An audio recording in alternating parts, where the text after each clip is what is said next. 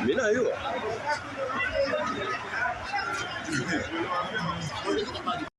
banapiga bombe, ona isi watu wanakimbia. Yesu Mungu wewe nikisinaangusha watu chini, mame naua watu, ndio naua watu wabanikuwa sur place situation kwa wapi? Mungu wa mbinguni hema. Ni mu gihe uyu munsi hari hateraniye inama y'abayobozi b'umutwe wa M23 ndetse na AFC bari baje muri Bukavu kubahumuriza babwira yuko bari kumwe nabo nk'uko byagenze bagifata umujyi wa Goma. AFC rero bamwe mu bayobozi bayo bakuru bariyo ni Colonel Nanga Bernard Bisimwa, uyu ni umwe mu bayobozi bakomeye, ni nawe muyobozi wa M23, naho Colonel Nanga n'umuyobozi mu bya politike wa M23. Hakaba n'undi bita Freddy Kaniki, akaba uwo witwa Delio Kimbulungu, Benjamin Mbonima na Bernard Mongonga ndetse n'abandi bayobozi ba M23 bari muri ubu butumwa bw'amahoro, aho mbere yaho babanje gutanga imbwirwaruhamwe, aho Colonel Nanga yabwiye aba baturage ba Bukavu ibihumbi n'ibihumbi bari bitabiriye uyu muhuro, arababwira uti tuje kubagenera ubutumwa bwiza ejo kuwa gatanu. Ubwo ngubwo yababwiraga ejo kuwa gatanu ndetse no kuwa gatandatu arabahereje iminsi ibiri, arababwira uti tuzabahereza abagavana banyu baze bayobore Bukavu, babahereze n'utuzi. Mbere yaho M23 yari yabanje gusohora itangazo imenyesha abaturage ba Bukavu bifuza imyanya mu buyobozi bugiye butandukanye bwa government cyangwa i Bukavu baza kudepoza ariko bwishi. Rero bamwe babonye utuzi baratutangiye, ubwo urumva n'abayobozi abagavana barabibikiye, bari bafite gahunda rero yuko kuwa gatandatu bazaza kubamurikira abagavana nk'uko byari byatangajwe na Colonel Nanga ndetse na Bernard Bisimwa. Ahangaha rero baje kugwa mu kantu ubwo inama yatangiraga mu gitondo cy'isaa 4. Iyi nama yari yitabiriwe n'ibihumbi baturutse mu bice bigiye bitandukanye na za Bukavu. Iyi nama rero yakomeje mu masaha ari imbere, aho mu masaa 8 aribwo yendaga kugera ku musozo habayemo ibitero bitunguranye by'amasasu, amabombe ataramenyekana ahantu yaturutse. Aya mabombe rero yaje guhita turitswa, ariko mbere yuko aturitswa abayobozi ba FC bari bamaze kuba bamenya ibigiye gukurikiraho. Bari bamaze kumenya ibigiye gukurikiraho, bakura abayobozi babo ahangaha, ndetse Colonel Nanga ndetse n'abandi bayobozi bahita bavuga ati nimubwire abaturage bava ahantu byihuse mbere yuko ibi bisasu bizakuba byabarimbura. Bateye bombe ariko mitsingi irangiye n'abayobozi bagiye, kuko bari baduhaye sinyale ngo tumanuke twese tugende. None kwa kundi bamwe bagiye mbere ngo tugiye muri cortege, kumva umuntu wari uyifite ni nkaho yari yatinya kuyirekura kuva mbere. Mitsingi irangiye mwele kavuyo walikuwa wanaita sebe wanataka kuya mukisoda, akakwasa mwenye nataba kuya ndani, yari yayihishe mu gafuka k'injugu. Izi njugu kwa kundi bazishira mu mufuka, ananirwa rero kwikoresha. Bari babiri zikabafubalia, noneho irabaturikana bo ubwabo n'abari bari ku ruhande rwabo, ariko twese turi amahoro, nta musirikare wakomeretse, nta mu autorite n'umwe yafashe. Umusirikare umwe nyine niyo nuza ari ama fragment ya kubise gutya kuri casque, bacyakira kwa vala casque antibal. Nta kibazo kibaye, abantu bose baratashe, umujyi uratekanye. Urumva ni muri aba ba FDLR bagiye bihisha nyine barishindwa, ni nk'aho bagize isoni. Amwe mu mashusho rero n'amavideo agaragara, hari abantu bahasize ubuzima bataramenyekana umubare. Ingabo za M23 zatangiye gukurikirana aho ibisasu byaje bituritse, ari kuvugwa yuko ku ikubitiro mbere na mbere hakozwe igenzura ndetse na investigation. Ibi bisasu n'ibyaturutse Kinshasa, byakoreshejwe n'abasirikare b'abarundi. nuko biri kuvugwa mu itangazo ryasohotse, ntabwo ryasohotse biturutse mu kinyamakuru cyangwa biturutse mu buyobozi bwa M23, biri kuvugwa n'ikinyamakuru cyitwa Kivu News 24, nicyo gikunda gutangaza amakuru yahara hirya. Kiri kuvuga yuko rero bamwe mu basirikare b'u Burundi aribo barashe bino bibombe byaje guhitana abantu bataramenyekana umubare aba aribo.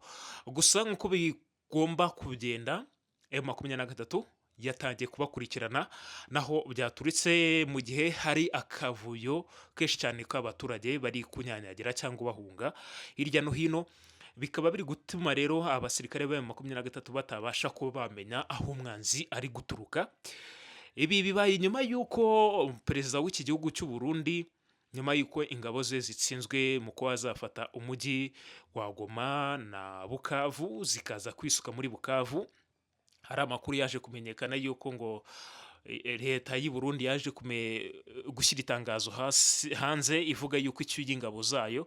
Ntabwo byari byo, nyuma haza guhita hazaho amakuru ku wa mbere wa kino cyumweru turimo gutangira cyangwa turimo, aribwo perezida w'iki gihugu Evariste Ndayishimiye yaje kujya muri Kinshasa guhura na perezida Felix Antoine Tshisekedi, amwohereza indege yiwe aza kuba yamureba. Bivugwa yuko byagiye bihwihwiswa ati yagiye kwishyuza amafaranga, ariko mu by'ukuri ntabwo ari amafaranga yari agiye kumwishyuza yari amusigayemo, ahubwo n'ubutumire bwari bagiye kwigaho bw'umugambi mubisha w'ukuntu bahindura strategy ku rugamba bakazagaruka batera M23. Nyuma M23 yaje gushyira itangazo hanze ihanangiriza government ya Congo yari ikomeje gukoresha drones ndetse n'izindi ndege z'intambara mu kurasa abasivile n'abaturage babo babamishaho ibisasu. Irabivuga, murabizi yuko M23 yitangiye kuvuga ibingibi yerekana inyuma y'iminsi 3 cyangwa nyuma y'icyumweru, nyuma y'igihe runaka bahita bagaba ibitero.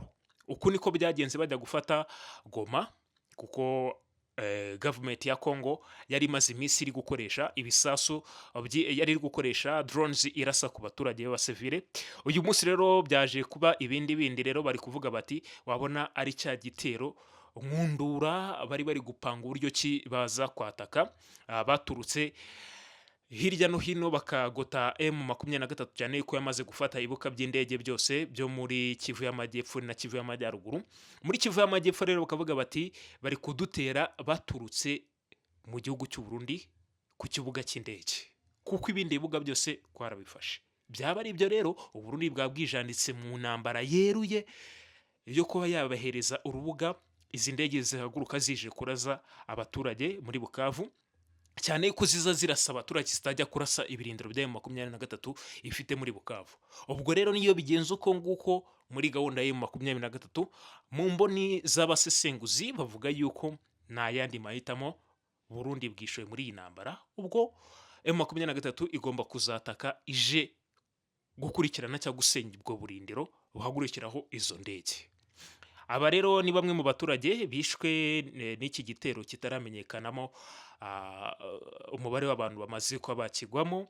Gusa amakuru hari meza nuko nk'uko Kivu News ikomeje kubitangaza, iri kuvuga yuko aba bayobozi ba M23 nta n'umwe yagize ikibazo, gusa bahangayikishijwe n'abaturage babo bishwe muri kino gikorwa. Mbere yaho, dore ko uko iyi nama yari imeze, abaturage bari bameze neza, bitabiriye pe imbwirwaruhamwe, bari kuzumva neza, bumva iby'ubuyobozi bwafashe uyu mujyi bubabwira. Aya namwe mu mashusho yabanjije yuko ibi bisasu biterwa muri Bukavu.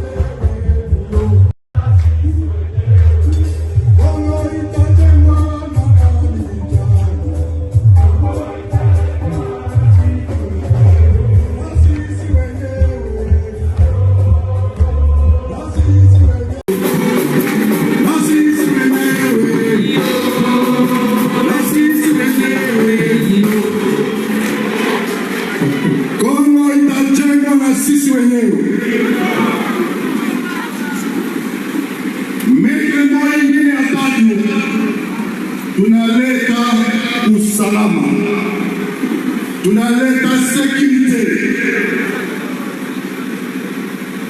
na ndio maana tunafika Bukavu. Tulitoka mlima Sabinyo tukafika Bunagana, tukabeba Ruchuru, tukapitia Nyiragongo, Kitanga, Mbungu, Masisi.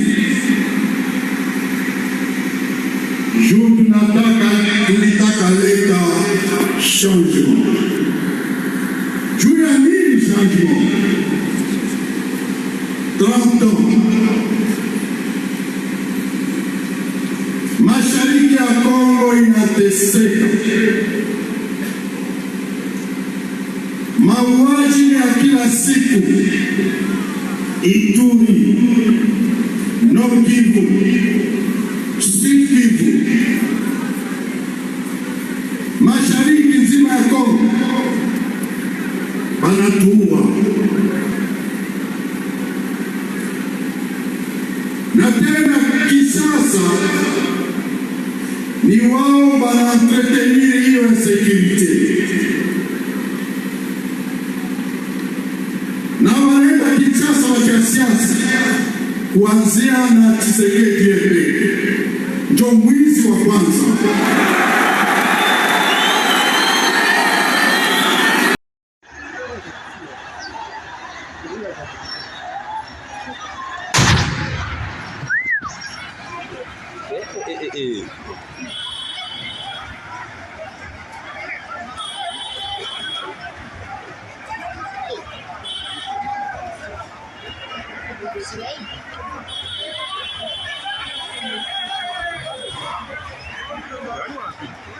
Mimi najua.